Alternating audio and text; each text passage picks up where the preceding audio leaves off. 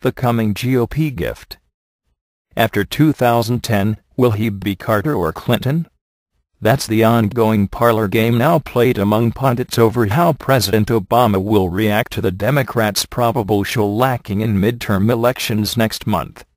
Jimmy Carter stuck to his liberal agenda after suffering a modest rebuke in the 1978 midterms amid sky-high inflation, interest rates, and unemployment.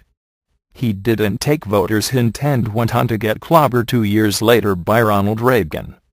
In contrast, after his party was slaughtered in the 1994 midterms, a triangulating Bill Clinton moved to the center, and handily won re-election in 1996.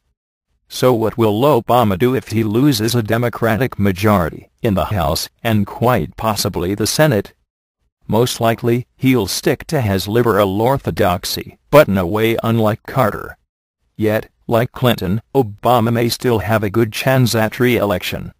Here's why: banks, corporations and small businesses are sitting on trillions of dollars from 2 years of low interest rates, a rebounding world economy, and huge cutbacks and downsizing. But they'll stay on the sidelines as long as they're unsure of the costs of Obamacare and a proposed federal income tax hike. Anti-business and diatribes from Obama make them even more skittish. Yet, if the Republicans regain the House, the Obama redistributive agenda will stall. That will give far more certainty to the business cycle, and probably provide the psychological lift for businesses to start hiring and buying. In a weird way, by losing the Congress, Obama may see the economy rebound a turnabout for which he'll take credit, despite the failure of his earlier big borrowing schemes, which will seem like ancient history by 2012. Without Democratic congressional majorities, he'll also have to agree to vast budget cuts, as Republicans try to stave off fiscal insolvency. Again, Obama can let the GOP Congress take the hit for the unpopular pruning of entitlements, even as he points to a more encouraging balance sheet.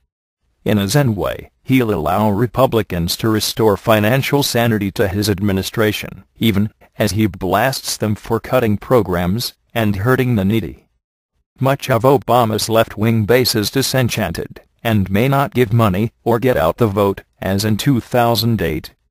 True blue liberals were sure Obama could easily fulfill campaign promises such as shutting down Guantanamo, ending Don't Ask, Don't Tell, passing an illegal alien amnesty, card check for unions and cap-and-trade for the Green Lobby.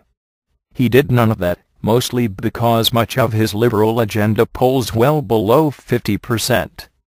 But if Republicans take over Congress, then not Obama can be blamed for the failure to enact the liberal dream.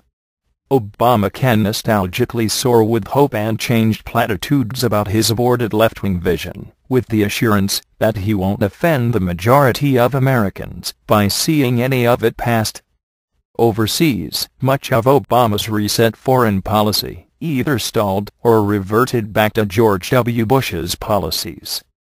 Iran and North Korea are more anti-American and loonier than ever. China is pushing around its neighbors in a way not seen just a few years ago. Russia hasn't helped stop the likely Iranian bomb. Cuba, Syria, and Venezuela still act like enemies. Iran, Afghanistan and anti-terrorism policies are simply Bush policy rehashes.